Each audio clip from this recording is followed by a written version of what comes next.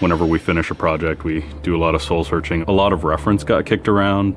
The Seven Samurai, the Magnificent Seven. We've talked very early on about showing off a more human approach to Spartans. We definitely focused on trying to go back to sort of the core of what made Halo CE, the Combat Evolved, the sort of phenomenon that it is. I remember my first time playing Halo, and I was in that first level, and after winding through these technical corridors, fighting aliens, and then I step out into this world, and it just opens up in front of me, and it's beautiful and alien and huge. That was a sort of seminal moment for me, and I think that's part of what we want to capture in Reach. Something that was core to the game at the beginning was that sense of wonder and exploration. We started with a series of events. We basically set out like, okay, from this date on Reach to this date, we built a military campaign. We all had a desire to really flesh out the backstory of what happened prior to Master Chief and Cortana even entering the picture. We knew there were other Spartans, and it just seemed like such a rich area to tell a character-driven story with new characters.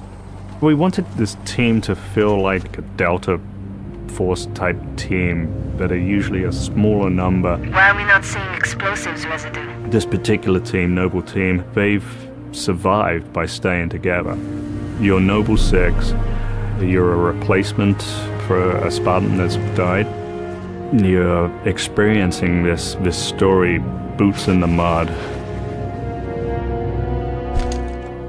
We looked at the story of Reach, and it was obviously a more intimate, character-driven story. We really needed the attention to real-world detail, trying to make these characters' faces really feel like believable. We started everything over from scratch, came up with a whole new rig for how we animate faces and also how we approach like texturing them, modeling them, everything, and just put a lot more time. Difference about a couple million polygons. We absolutely want Reach to tell a human story, and that's going to require us to invest significantly into higher fidelity models, much more open environments, larger numbers of AI than ever before in a Halo game. To pull off the vision for what we had for this game, we ended up gutting almost every part of the engine, retooling things to make it run faster, to make it run better, it looked better. We had to throw out all of our technical systems. We had to then throw out the content that went with it because that content didn't represent the new bar we were going for. Copy that, on our way. Don't need command to tell me. Been on hers half my life. Let's shoot it. We've got a great team of guys, and they could take motion capture and they could make the poses way more dynamic, way more expressive. Those changes bring out the life, they bring out the style of our characters. We had probably 4 times the amount of polygons to play with this time around, which gave us a lot more freedom and creativity in what we wanted to achieve. When you look at total engineers that are actually putting code that are actually affecting this game, I mean, it's massive, 30 plus guys. It's crazy. When you shoot a rock face, you'll see sparks, rock chips, dust.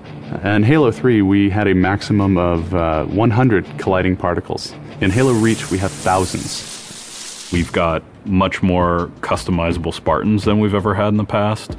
The number of polygons we can draw at one time has skyrocketed. It's changed the way we build things up close as well as out far.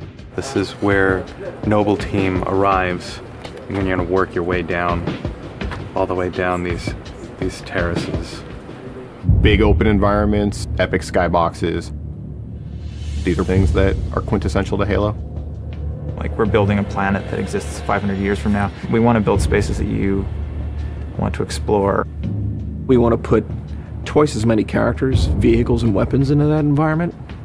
That's going to require massive improvements to the way we handle our artificial intelligence in the game. We now can put so many AI in an encounter that you can put 4 Spartans, the player, 8 Marines against 30-ish Covenant, and that's an actual serious challenge. Bringing the elites back was something that was really a true joy for us because they're such an awesome character to fight. What if the Spartans and the soldiers don't actually understand what the aliens are saying? What's that going to feel like? What if we can get back to having the aliens feel really alien and threatening?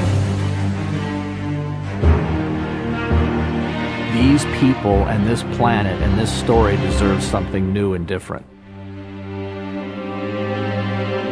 Just a different underlying sense of tragedy, heroism. We're rebuilding everything from the ground up.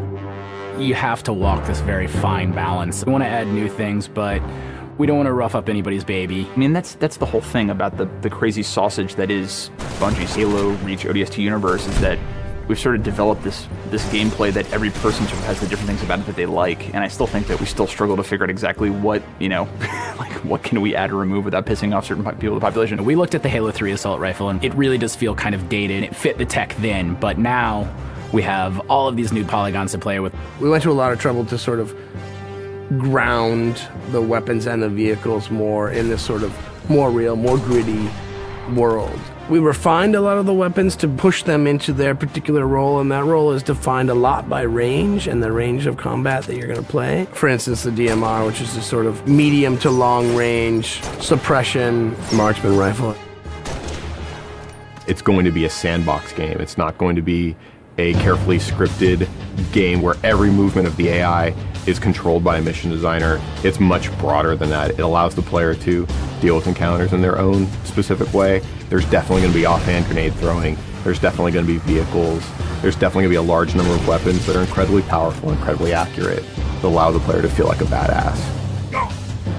Now, if you melee him in the back of the head like you really mean it, you're holding down on the button, and you will launch into this more elaborate animation sequence. It's going to be a very different campaign experience for people overall. We're doing stuff in the campaign that people absolutely won't expect from a Halo game.